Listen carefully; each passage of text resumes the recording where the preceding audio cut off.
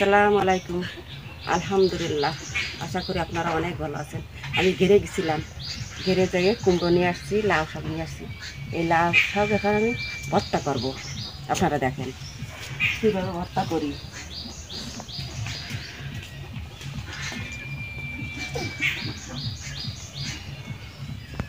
আমি একদম ভিজে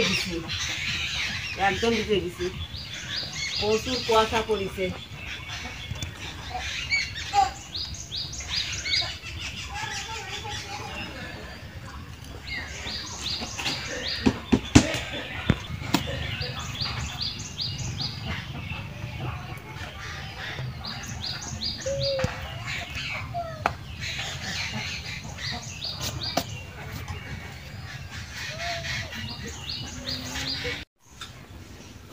আমি শাকটা আস্তে আস্তে, এই যে পাতাটা আস্তই রয়েছে, আমি এই পাতাটা বাইছে দিয়ে নিয়ে আসছি।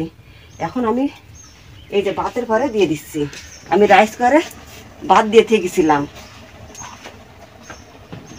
এই যে আমি আপনাদের অনেক সহজেই দেখাই, আমি অনেক কঠিন করতে চাই না। এটা গ্রামের খাবার। লাউ শাক ভর্তা দিছিলাম, এই দেখেন একদম সিদ্ধ হয়ে গেছে। এইটা একদম সহজটা কেন আমি কঠিন করব?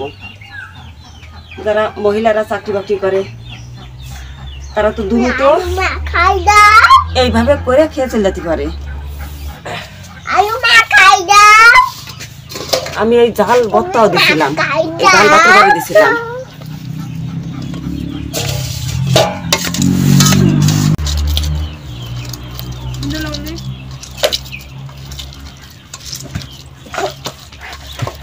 লাউ দিলে এর ঘিরানে পেট ভরে যায়। লাউ শাক ভর্তা এত ভালো লাগে।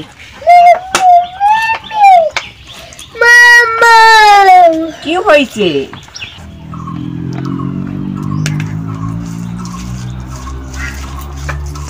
লবণ দিছি, আমি তেল দিছি।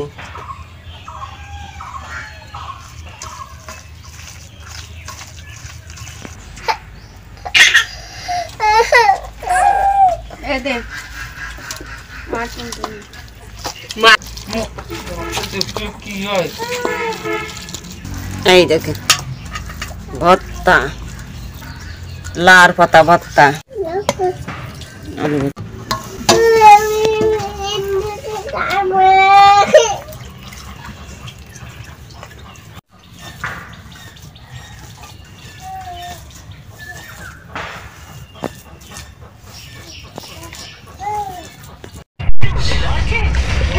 সকালবেলা গ্রামীণ ভাবে এই ভর্তা, লাউ শাক তুলতে যাই এসে একদম ভিজে গেছি, এত কুয়াশা পড়েছে আজকে। হ্যাঁ, আমার নাতনি জাতি গেছিল, আমার নাতনিরে তো নিয়ে যায়নি।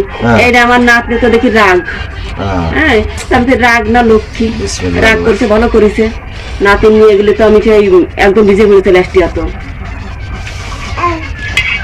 তরতাজা জিনিস খাতে খুব ভালো লাগে। আর হচ্ছে একেবারে গাছের তো তুলে এনে ভর্তা দিয়া এত সুন্দর হয়। আর টাউনে যেগুলো নিয়ে যায়, কাটিয়ে নিয়ে যায় আগা, সেই আগা কাটিয়ে নিয়ে গেলে 1 দিন 2 দিন 3 দিন 4 দিন হয়ে যায় কোনো লাউ শাকের বয়স।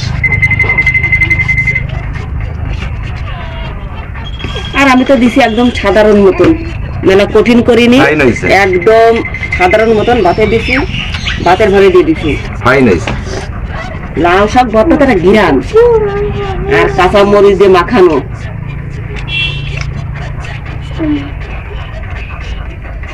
অতুলনীয় স্বাদ, স্বাদে গন্ধ অতুলনীয়।